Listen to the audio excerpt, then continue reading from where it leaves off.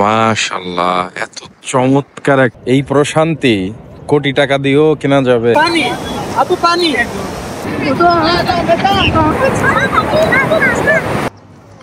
মাশাআল্লাহ মাশাআল্লাহ, আকাশের কি অপরূপ সৌন্দর্য। মাশাআল্লাহ, এত চমৎকার একটা দৃশ্য দেখার পরে কারোর আর মন খারাপ থাকবে বলেন? সৃষ্টিকর্তার সৃষ্টি যে এত সুন্দর।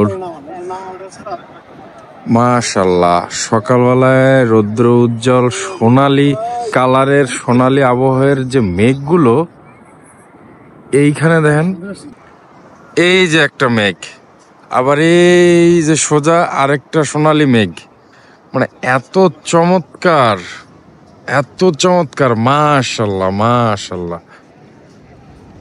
রাত তখন 4:30। ঢাকা থেকে কক্সবাজার গিয়ে কলাতলি ঘাটে নেমে আমরা সরাসরি চলে গেলাম কলাতলি সি বিচে। কক্সবাজার সমুদ্র সৈকত তো দিনের বেলা অনেক দেখেছেন, এই রাত 4:30টার সময়ও যে সি বিচে লোক থাকতে পারে, এটা কি কখনো ভেবেছিলেন? হ্যাঁ, আজ সেই সত্যটাই আপনাদের সামনে দেখাচ্ছি। আরো কিছু অ্যাক্টিভিটিস দেখতে সম্পূর্ণ ভিডিওটিতে সাথে থাকুন। হ্যালো, আসসালামু আলাইকুম। এখন সকাল 6টা। আমরা এই মুহূর্তে কক্সবাজার আছি।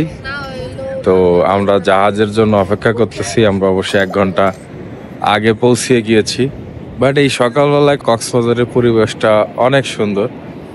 মানে অলরেডি এত ভোরেও লোক চলে আসছে। আমরা তো আসছি সেন্ট মার্টিন যাবো বলে, বাট এর মাঝেও অনেক মানুষের আনাগোনা। এবারে ট্যুরে আমাদের মেইন গন্তব্য হচ্ছে সেন্ট মার্টিন, আর সেন্ট মার্টিনের জাহাজগুলো সকাল সকাল ছাড়ে, তাই আমরা বেশি সকাল সকাল চলে এসেছি। বাট ঘাট এসে জানতে পারলাম জাহাজ ছাড়তে এখন অনেক দেরি, তাই কলাতলি বিচে নেমে এই সকালের সৌন্দর্য উপভোগ করতে লাগলাম, যেটা কল্পনাও করিনি। কল্পনার চাইতেও সুন্দর ছিল। একটা বেঞ্চ ভাড়া নিয়ে সেখানে আমাদের ব্যাগ ট্যাগ রেখে প্রায় 2 ঘন্টার মতো আমরা রেস্ট করলাম। এর মাঝে ফজরের নামাজ সেরে ঘাটে নিজেদের মতো করে একটু ফটোশুট টুট করলাম। কিন্তু এই সৌন্দর্যের বর্ণনা কিভাবে দিব, নিজের চোখে না দেখলে বিশ্বাসই করতে পারতাম না যে সকালে কক্সবাজার সমুদ্র সৈকত এতটা সুন্দর হয়। আকাশটা দেখছেন? আমি কক্সবাজার এসেছি 2-3 বার, বাট এত সুন্দর আকাশ এই টাইমিংটা আমি কখনো পাইনি। আমি আসলে এই সৌন্দর্যে ভাষা মুখে বলে প্রকাশ করতে পারতেছি না। আপনারা নিশ্চয় দেখতেছেন এই যে কালো এবং সোনালী আকাশের যে একটা রৌদ্র উজ্জ্বল একটা খেলা, আর সমুদ্রের গর্জন অসম্ভব সুন্দর। বৃষ্টির সীমা ছাড়িয়ে অপলকে তাকিয়ে আছি আমি ওই দূর আকাশের পানে। নিচে সমুদ্রের বিশাল জলরাশি, করে মহান আল্লাহ তাআলার অসীম সৃষ্টি এই সুন্দর আকাশ।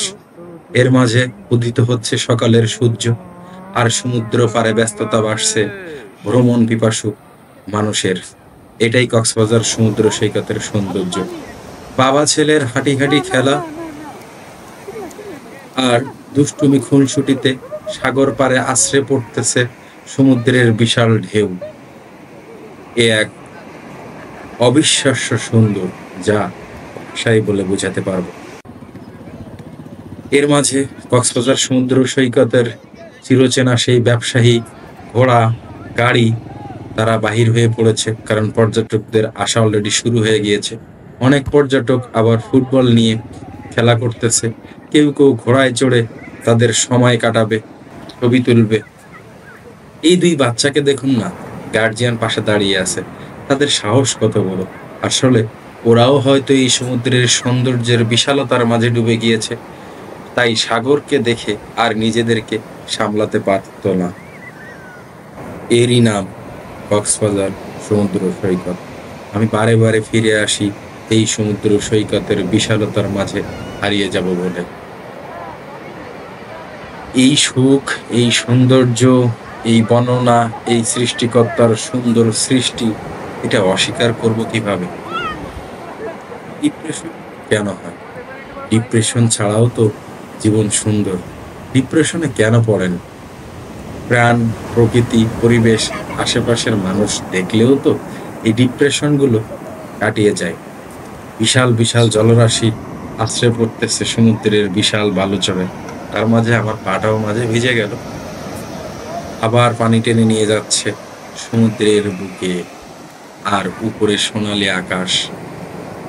এই সৌন্দর্য যতই বলি, এক কথা বারবার বলা হবে, ভাষা নেই, আবেগ আপ্লুত।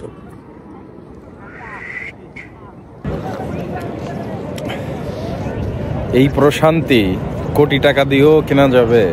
আমার তো মনে হয় যাবে না।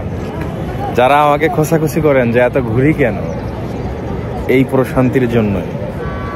এই প্রশান্তি ঢাকার ওই ইট পাথরের কর্পোরেট জীবনে পাওয়া যাবে না। তাই মাঝে মাঝে নিজেকে চার্জ করার জন্য, বুস্ট করার জন্য সাগর পাড়ে, পাহাড়ে, গ্রামীণ জনপদে একটু কফি, চা, মানুষের সাথে মেশা, এগুলো খুবই প্রয়োজন।